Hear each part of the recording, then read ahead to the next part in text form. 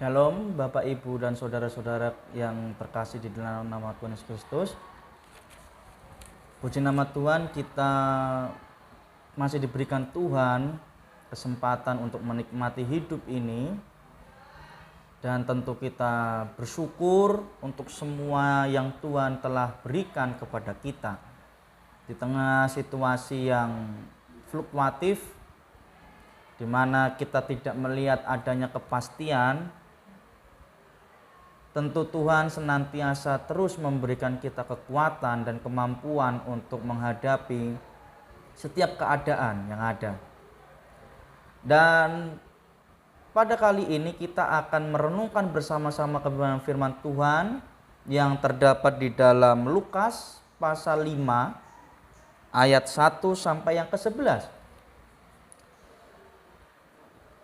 Renungan pada kali ini saya beri judul Karena Tuhan yang Menyuruh.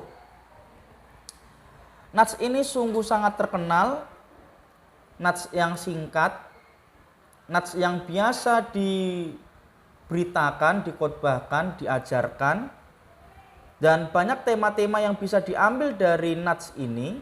Ada tema panggilan di mana penjala ikan menjadi penjala manusia.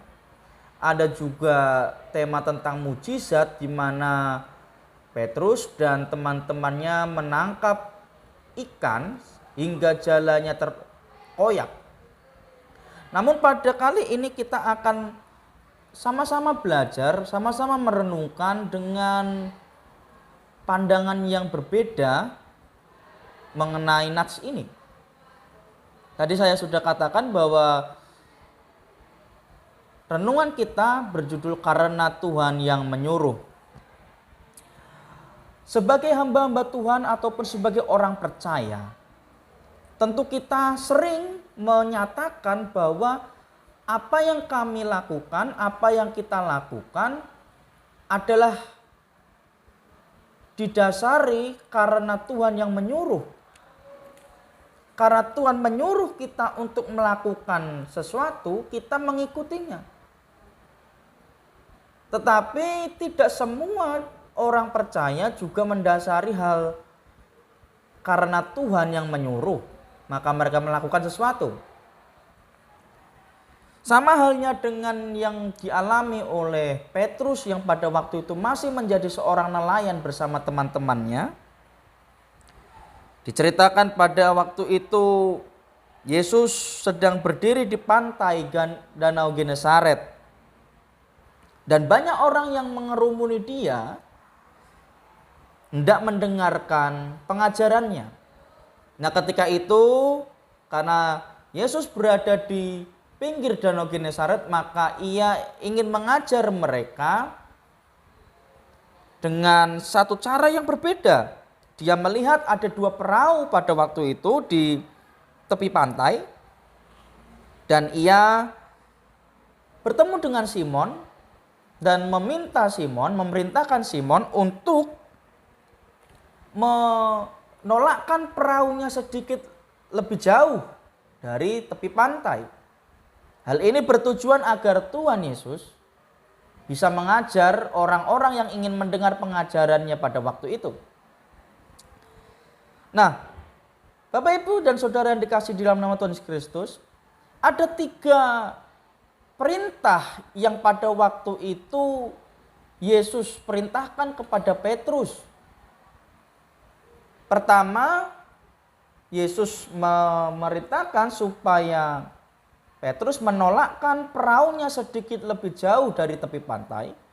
Kedua, Yesus memerintahkan agar Petrus bertolak ke tempat yang dalam. Dan ketiga, perintah Yesus adalah agar Petrus menebarkan jalannya. Untuk perintah yang pertama, diketahui bahwa Petrus langsung melakukannya. Ketika Tuhan Yesus menyuruh Petrus untuk menolakkan perahunya ke lebih jauh dari tepi pantai sedikit, Petrus mau. Itu hal yang mudah bagi Petrus untuk lakukan. Tetapi perintah yang kedua dan ketiga, yaitu perintah untuk bertolak ke tempat yang lebih dalam, dan perintah untuk menebarkan jalannya, Petrus berusaha untuk menyanggah dan menolak melakukannya. Petrus memiliki alasan. Di ayat 5 Petrus mengatakan, "Guru, telah sepanjang malam kami bekerja keras dan kami tidak menangkap apa-apa." Karena alasan inilah maka Simon Petrus berusaha untuk menyanggah dan menolak perintah yang Tuhan Yesus berikan. Nah, terkadang kita juga memiliki sikap yang sama seperti Petrus, yaitu suka memberi alasan. Apabila Allah memberi perintah, apabila Allah meminta sesuatu kepada kita untuk kita lakukan. Tentu ketika Petrus menolak perintah Yesus ini, dia tidak menolak dengan tanpa data. Dia menolak dengan data. Dia sudah lakukan sebelumnya, dia sudah dikatakan menebarkan jalannya ke tempat yang dalam semalam-malaman, tetapi tidak mendapatkan hasil. Petrus juga seorang nelayan yang berpengalaman dibandingkan dengan Yesus, yang Yesus adalah seorang tukang kayu pada waktu sebelum dia melayani. Tentu di sini Petrus juga akan meragukan perintah yang diberikan oleh Yesus. Hal yang wajar sebenarnya secara manusia. Karena pada waktu itu pun juga Petrus belum memahami, belum mengerti siapa orang yang memberi perintah ini. Tetapi akhirnya Petrus pun mau melakukan perintah yang Yesus berikan. Dia katakan, "Tetapi karena engkau menyuruhnya, aku akan menebarkan jala juga." Nah, apa alasan Petrus mengatakan karena engkau yang menyuruhnya, aku akan menebarkan jala juga? Pertama, Petrus menyebut Yesus sebagai guru. Kalau guru yang kita pahami adalah seorang pengajar. Ya, Yesus juga disebut rabi pada waktu itu. Memang dia mengajar. Tetapi guru yang dimaksud lebih daripada guru yang kita pahami saat ini. Kata guru dalam nats ini berasal dari kata epistata dari bahasa Yunaninya, yang berarti pemimpin tertinggi dan juga guru laki-laki. Dalam bahasa Inggrisnya dikatakan master. Nah, kalau kita sudah berbicara dengan kata master, master adalah orang yang ahli di bidangnya atau orang yang sangat ahli. Tetapi saya lebih condong kepada Petrus tahu bahwa orang yang berkata ini adalah sosok pemimpin tertinggi. Maka dia melakukan apa yang diperintahkan oleh Yesus. Alasan kedua ialah ada kata remati dari akar kata rema yang berarti perkataan yang hidup. Dari sini saya memahami bahwa apa yang diucapkan oleh Yesus merupakan perkataan yang hidup, merupakan perkataan yang berbeda esensinya, berbeda substansinya dari perkataan-perkataan orang-orang di sekitar Simon Petrus pada waktu itu. Sehingga dari kedua hal inilah yang membuat Petrus mau melakukan apa yang diperintahkan oleh Yesus pada waktu itu. Dia memahami bahwa yang memberi perintah adalah sosok pemimpin tertinggi, dan Petrus memahami bahwa apa yang menjadi perintah oleh Yesus merupakan perkataan yang hidup.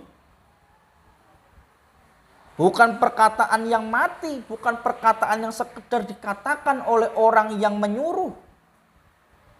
Maka Petrus akhirnya melakukan apa yang diperintahkan oleh Yesus.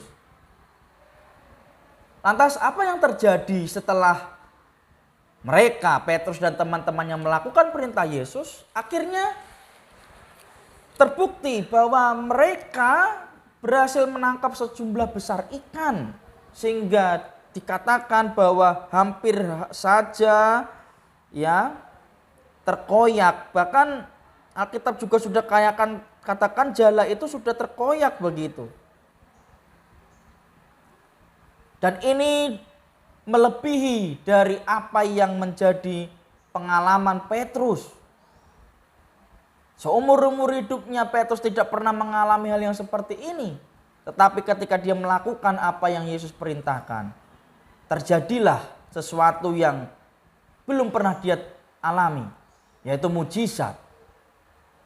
Maka melakukan perintah Tuhan sesungguhnya tidak membuat kita rugi, melainkan kita untung. Maka sebelum kita melakukan perintah Tuhan, hendaklah kita dengan rendah hati memohon kepada Tuhan untuk memampukan kita melakukan apa yang Dia perintahkan.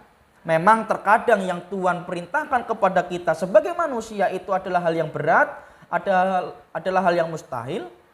Tetapi kita perlu meyakini bahwa apa yang Tuhan perintahkan itu adalah yang baik.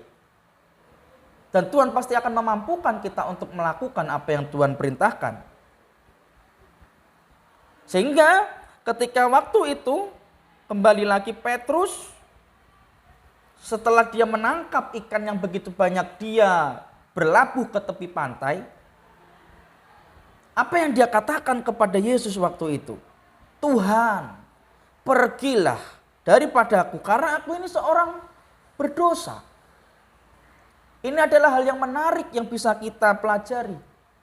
Di mana awalnya Petrus menyebut Yesus sebagai guru, tetapi setelah dia mengalami dan melakukan perintah Tuhan dan memperoleh mujizat, dia menyebut Yesus sebagai Tuhan. Ada peningkatan pengenalan yang kita pahami di sini. Awalnya dia menganggap Yesus adalah guru, dan sekarang dia menyebutnya sebagai Tuhan, orang yang berkuasa. Dan Petrus juga mengakui dirinya sebagai orang berdosa. Karena apa? Karena Petrus sempat meragukan dan menolak melakukan perintah Tuhan. Bagaimana dengan kita, Bapak, Ibu, dan Saudara? Ketika kita mungkin terkadang-kadang sempat meragukan hal yang Tuhan perintahkan, hal yang Tuhan kehendaki. Sebagai orang percaya kita perlu menyadari bahwa hal itu tidak baik. Hal itu tidak benar. Kita perlu belajar untuk dengan rendah hati dan penuh ketaatan melakukan perintah yang Tuhan berikan. Sebab sekali lagi perintah yang Tuhan berikan adalah baik bagi kita dan tidak merupakan kerugian bagi kita. Jadi jangan ragukan perintah Tuhan, jangan menolak untuk melakukan perintah Tuhan, dan melakukan perintah Tuhan mendatangkan berkat bagi hidup kita. Amin firman Tuhan.